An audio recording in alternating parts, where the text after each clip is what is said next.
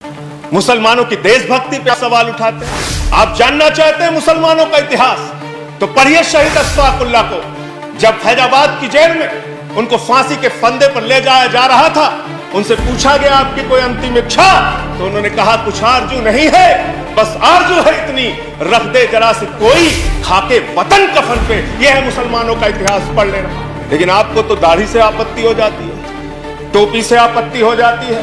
अच्छा हुआ आप 1857 में नहीं थे, वरना दाढ़ी रखाकर जिन उलेमाओं ने अंग्रेजों के खिलाफ लड़ते हुए अपने सर कटवाए, उनके बलिदान को आप शर्मिंदा कर दें। बहादुर शाह जफर के इतिहास को पढ़ लेना।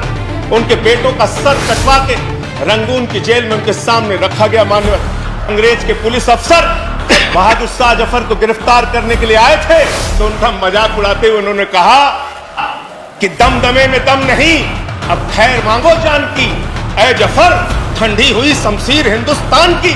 तो उस बहादुर शाह जफर ने अंग्रेज अफसर को जवाब दिया था कि गाजियों में बू रहेगी, जब तलक ईमान की, तख्त लंदन तक चलेगी। देख हिंदुस्तान की, हिंदुस्तान के मुसलमानों के इतिहास को पढ़िए, के प्रति आपके मन में सम्मान पैदा होगा।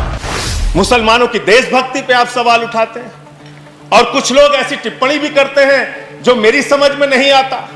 मैं अन्ना जी के आंदोलन के मंच का संचालन कर रहा था। मान्यवर मेवात से एक मुस्लिम लड़की उस मंच के संचालन के दौरान कही कि उसने कहा कि मैं समर्थन देने आई हूं, भाषण देना चाहती हूं। भाषण जब उसने समाप्त किया उस मुस्लिम लड़की ने, तो उसने कहा भारत माता की जय, भारत माता की जय, वंदे मातरम। और मैं उस विचारधारा से सहमत नहीं हूं। मेरा इस्लाम इतना कमजोर नहीं कि वो वंदे मातरम कहने से खत्म हो जाए। इस तरह की सोच के लोग हिंदुस्तान में रहते हैं। मैं जिस सुल्तानपुर के छोटे से शहर में काम करता था, वहां मेरे साथ शमशाद भाई काम करते थे। बहुत आपसे ज्यादा तेज भारत माता की जय वो लगा सकते हैं, वंदे मातरम लगा सकते हैं। आप आज इस नए भारत में कर क्या रहे हैं? झारखंड में क्या हुआ मान्यवर? चोरी के आरोप में एक आदमी को पीट के मार दिया गया, इसलिए कि वो मुसलमान था, एक वर्ग विशेष से था। क्या इसकी चिंता इस सदन को नहीं होनी चाहिए? क्या धर्म के नाम पे इस देश के अंदर बंटवारे चलते रहेंगे? ये विविधता में एकता वाला देश है। यहाँ पे सभी धर्म, सभी जाति, सभी वर्ग के लोगों को सम्मान से रहने का हक है। लेकिन आपको तो दाढ़ी से आपत्ति हो जाती है, टोपी से आपत्ति हो जाती है।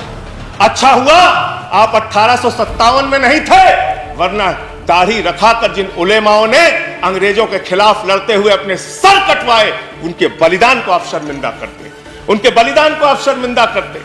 आप जानना चाहते हैं मुसलमानों का इतिहास, तो पढ़िए शहीद अशफाकुल्लाह को।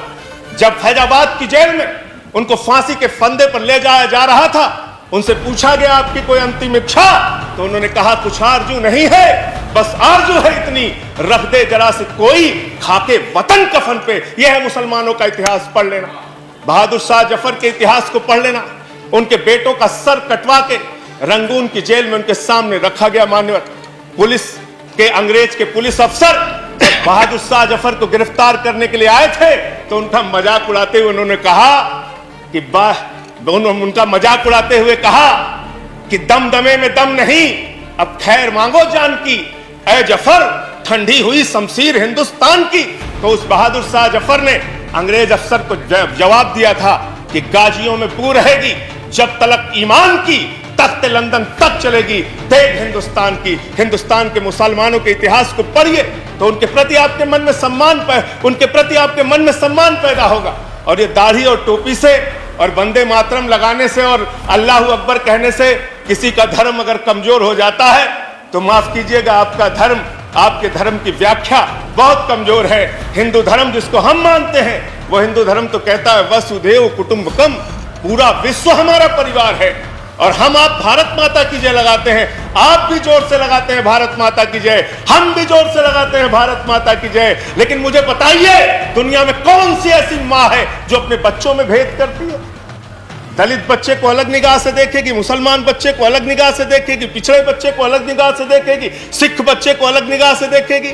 अरे माँ तो वो माँ होती है जो अपने कमजोर बच्चों का ज्यादा ख्याल रखती है। भारत माता की जय लगाना है तो दिल से लगाइए। पूरे हिंदुस्तान में रहने वाले 130 करोड़ हिंदुस्तानियों का साथ दीजिए, तब इस देश का विकास होगा।